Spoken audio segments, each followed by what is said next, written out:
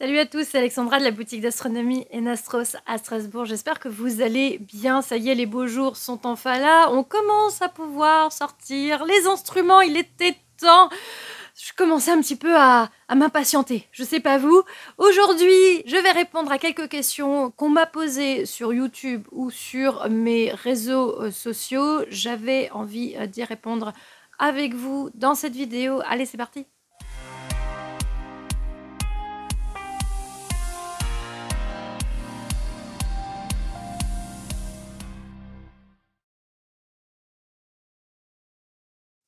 Alors, première question, je l'ai trouvée sur les forums. C'est quelqu'un qui avait vu sur le site chinois AliExpress un Naziaire Plus pour 17 €. Et il avait fait une capture d'écran. Il fait: quelqu'un m'explique pourquoi une aussi grosse différence de prix? Pourtant, c'est le même nom. Non. On peut pas avoir un Naziaire pour 17 balles. Je pense que cette personne n'a juste pas cliqué sur le lien.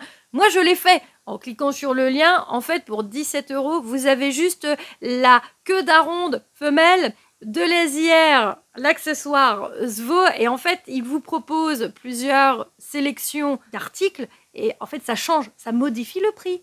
Voilà, donc cette personne a vu ça en mode un Naziaire gratos.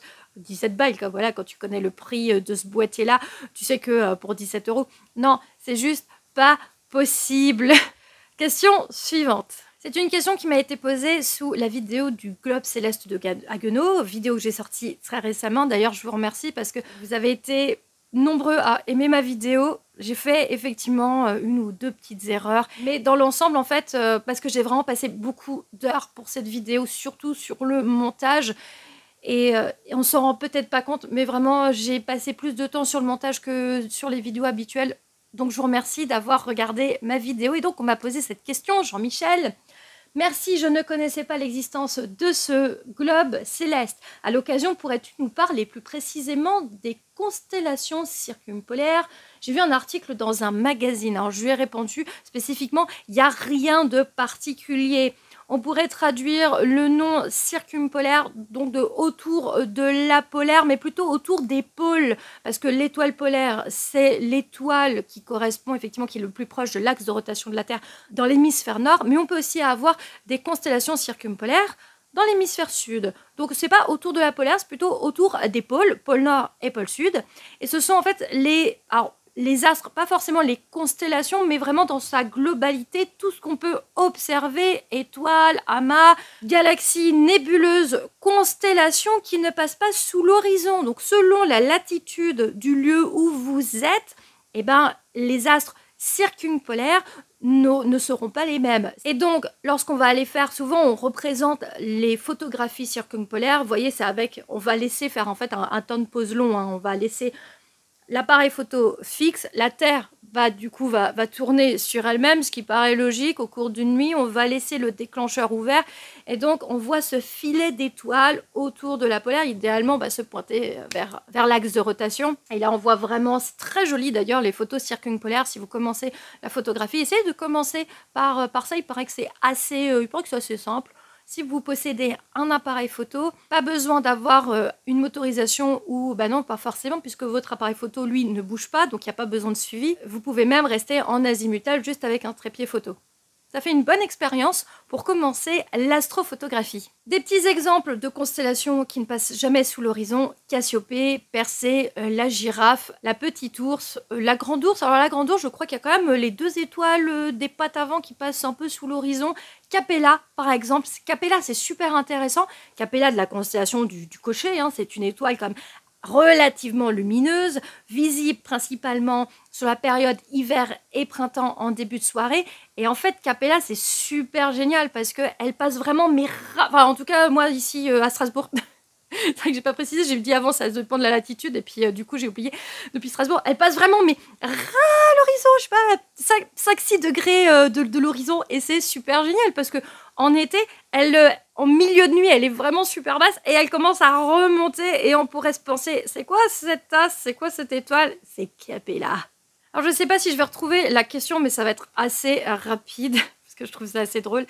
J'ai des gens qui viennent déjà donc me remercier pour mes vidéos et qui les regardent. Je vous remercie parce que vous êtes de plus en plus nombreux à regarder mes vidéos. Surtout les premières vidéos que j'ai fait où j'installe le matériel, j'explique justement les installations. Et puis il y a des gens qui me disent j'adore vos vidéos, je les ai regardées, mais dites-moi vous préférez les Dobson ou vous m'orienterez plus vers une monture équatoriale? Si vous avez vraiment regardé mes vidéos, vous savez que je suis une grande fan des montures équatoriales. D'ailleurs, mon Dobson, en fait,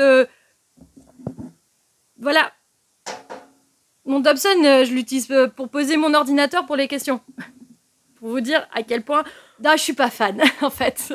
J'ai commencé avec les montures équatoriales. Certes, au début, je ne savais pas utiliser la monture équatoriale, mais c'est vrai que rapidement, quand j'ai appris à utiliser, à manier correctement cette monture qui me permet de faire le suivi, même manuellement, sur un astre, je trouve ça tellement confortable que le Dobson en monture azimutale, droite-gauche au bas.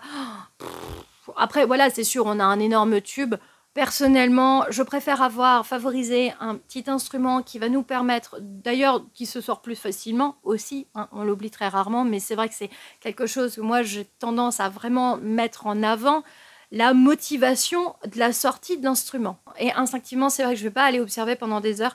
J'observe 1 heure, 1 heure et demie, 2 heures, et après, je vais rentrer, et j'avoue que sortir du matériel très lourd, ça m'arrive moins souvent que du matériel léger. Et c'est vrai que par exemple mon 13900, ça reste mon petit favori. Vous savez à quel point j'aime mon petit 13900. Et donc forcément c'est un instrument sur lequel je vais plus facilement orienter. Et surtout c'est un instrument que je vais plus facilement sortir. Prochaine question, une question à rallonge. Maintenant vous savez que j'ai mon ordinateur là posé sur mon Dobson qui m'a été posé sous la vidéo. C'est une bonne question, je ne sais plus sous quelle vidéo. Donc c'est La Forge.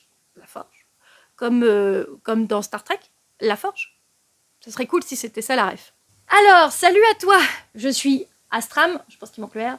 Depuis quelques années déjà, ça rallonge, hein, j'ai trouvé ta vidéo claire, concise et complète, du coup je me suis abonnée. Merci beaucoup.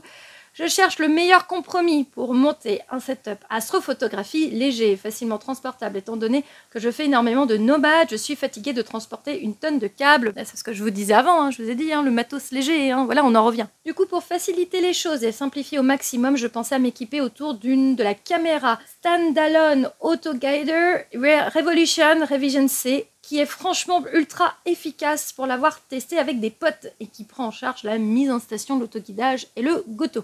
En tube, j'ai déjà une lunette AR102 en rapport de focale 4,5 en ED, bien lumineuse, hyper qualitative, avec de belles finitions et matériaux. Là où j'hésite, c'est la monture, tout en gardant à l'esprit que je souhaite du light avec un branchement minimal. J'hésite entre la AZ GTI en mode EQ. Je me souviens maintenant, c'était sous la vidéo où je mettais mon AZ GTI, je la passais en mode équatorial. Voilà, c'est pour ça qu'il en parle. C'est pour ça qu'il me pose la question. Mais je ne sais pas combien de temps de pause je peux espérer. Ou bien une Explorer scientifique, la 100 PMC8, Équatorial Goto, les deux possédant une capacité de charge de 5 kg. Qu'en penses-tu? Que me conseilles-tu niveau simplicité et transportable? La ZGTI me branche bien, mais quelles sont les limites en mode équatorial pour l'astrophoto? La Explorer scientifique a le mérite d'être équatoriale nativement, contrairement à la ZGTI. Voilà mon dilemme, si tu pouvais m'éclairer de tes lumières, je suis preneur. Cordialement. Ah oui, en caméra, j'ai une Zvo 533C, je pense MC. Donc c'est la couleur, mais probablement pas en mode professionnel. Impeccable pour le Deep Sky avec la Lulu, la 102 460, avec un échantillonnage de 1,6 art pixel et une Zvo 678 MC pour le planétaire. Super choix, la 533, moi la version pro. Si je devais partir sur une caméra professionnelle, ça serait la 533 mono, couleur. Le problème, c'est de la mono, c'est qu'il faut prendre après tous les filtres dans des meilleures qualités. La couleur, ça évite les filtres, c'est moins de frais. Je prendrais quand même, à mon avis, la mono pour aller après derrière avec une roue à filtre et switcher les filtres et faire après, du coup, l'assemblage comme ça. La question est quand même assez claire et concise. Je tiens quand même à préciser que je ne connais pas du tout, mais pas du tout, la caméra Standalone Auto Guider Revolution. Voilà, je ne sais pas ce que c'est. Donc je vais aller, j'ai pas cherché avant la vidéo parce que j'ai pas eu le temps avec tout ce qui arrive là cet été, j'avoue. Mais voilà, si tu me dis que c'est bien, bah c'est voilà, j'ai envie de dire c'est nickel. Après tu possèdes déjà une lunette astronomique qui a l'air de te satisfaire. Et pour la monture, alors la ZGTI, elle est pas du tout prévue pour l'astrophotographie. Je l'ai passée en équatorial parce que il y avait de la demande, il y avait de plus en plus de gens qui avaient des ZGTI et qui voulaient les passer en équatorial, donc j'ai fait cette vidéo pour répondre. Par contre, j'ai eu des retours sur le fait que comme elle n'est pas prévue pour l'astrophotographie, le suivi n'est pas optimal. Ma monture AZ-GTI, je l'ai repassée très rapidement en mode azimutal et j'ai switché parce que j'ai déjà assez de monture équatoriale, donc je l'ai plutôt gardée en azimutal. Elle répondait à la problématique du fait qu'on avait la SA sur les marques Skywatcher, il y avait la Star Adventurer, la Star Adventurer Mini, la AZ-GTI et il n'y avait pas le PP des deux. Mais l'année dernière, en août, est sortie la SA GTI. C'est une tuerie cette monture, donc aucune hésitation. Part sur la monture, la SA GTI. Elles arrivent bientôt en stock chez plusieurs revendeurs pour le mois de juin, enfin pour cette année 2023. Donc je ne sais pas si vous voyez cette vidéo plus tard, si elle sera de nouveau disponible ou non. Mais c'est une monture qui a un excellent suivi, qui est vraiment de très bonne manufacture.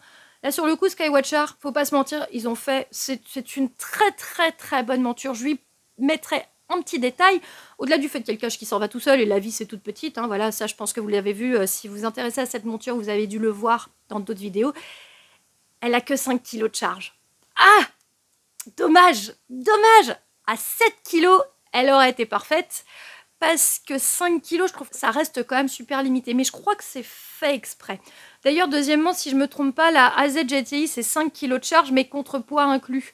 Et la SA-GTI, c'est 5 kg de charge non contrepoids inclus. J'avais vu ça sur le forum, justement, de la AZ-GTI. Donc, j'ai trouvé ça, je ne savais pas, je trouvais l'information super intéressante.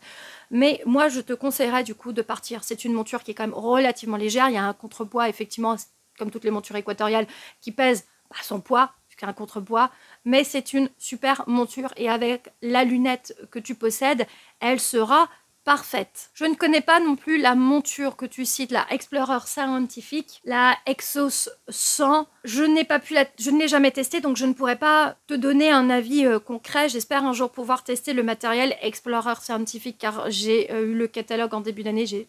Voilà, j'ai juste pas pour le moment les finances d'acheter du matériel ES. Mais par contre, c'est vrai que ça serait intéressant de faire les tests.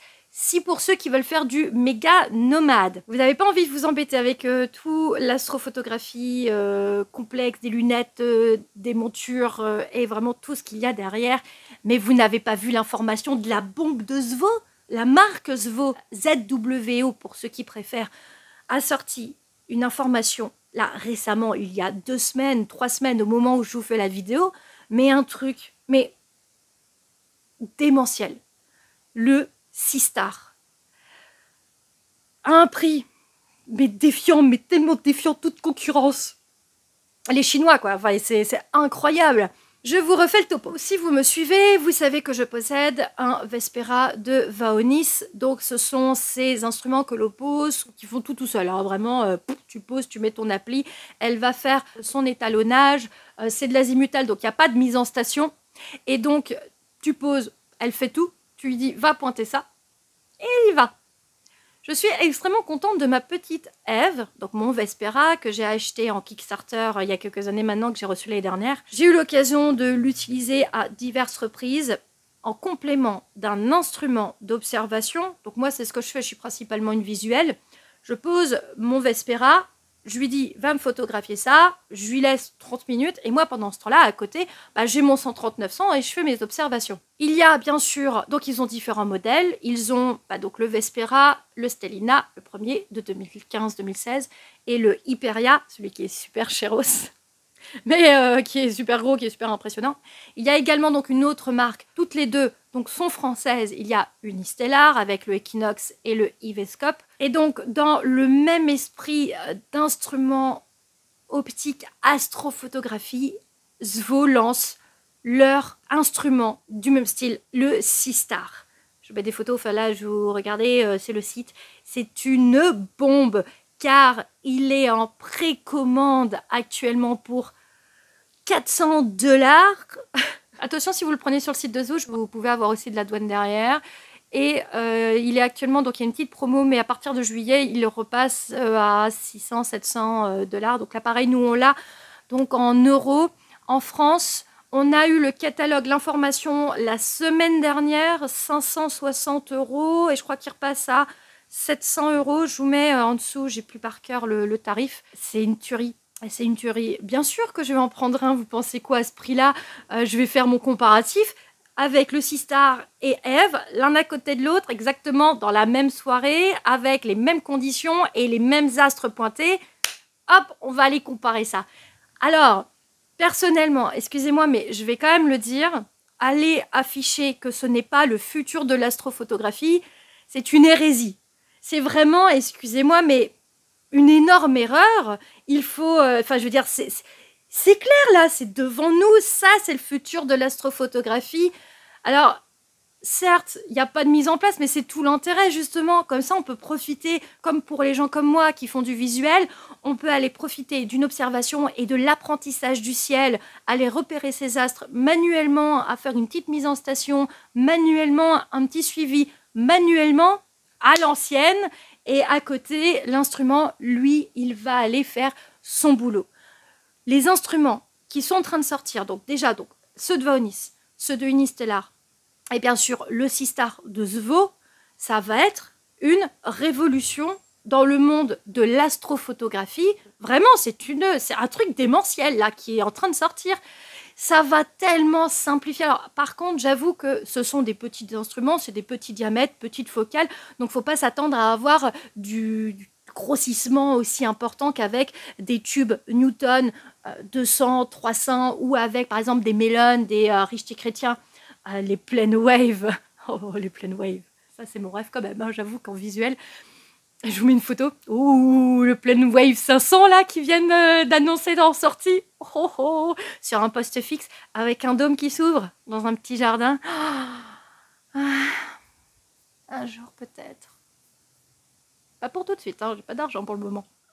Enfin bref, c'est vraiment là, c'est gigantesque ce qui est en train de s'annoncer. Ça veut dire qu'on va avoir à partir de là cet été des Sistars partout. Voilà. Vraiment, hein, j'ai rien à dire parce que à ce prix-là, en fait, quand je vois qu'un setup astrophotographie, nous on a la 62D, alors c'est mon compagnon qui se l'est payé, hein, il travaille hein, à côté, donc il se l'est payé. La 62D sur la SA-GTI avec la ZR, 2 caméras, la lunette guide de Zwo. Il y en a à peu près avec la batterie de terrain, on en a à peu près pour 3500€, 4000€ de matériel avec une petite lunette. Là, pour 400 balles, j'ai rien à dire de plus. Pour 400 balles, actuellement. Alors, certes, 500 ou 700€, mais voilà, débat fini. Débat fini. D'ailleurs, comme ma vidéo, j'espère qu'elle vous aura plu. Je vous remercie de l'avoir regardé jusqu'au bout. Je vous souhaite de passer une très bonne journée, très bonne soirée à observer les étoiles. D'ailleurs, moi, j'ai pu sortir mon petit Maksutov russe Intes Alter 6 sur la Lune, parce qu'il y a eu une soirée là cette semaine où il a fait beau, donc je me suis dit j'avais envie d'avoir un super visuel sur la Lune, avec les oculaires Pentax, ici le 21 mm, je me suis fait plaisir. Sur les réseaux sociaux, j'ai posté sur Instagram enastros.fr et mon Facebook Enastros. Regardez-moi ce détail, mais qu'est-ce qu'il est beau ce télescope, qu'est-ce que je l'aime, il est exceptionnel. J'ai tellement eu de la chance d'être tombée sur lui. Ah là là, je les aime tous, hein. Mais lui c'est vrai que sur la Lune, il est beau. N'hésitez pas également à vous abonner pour soutenir mon travail et pour suivre bien sûr les prochaines vidéos. À bientôt, salut salut.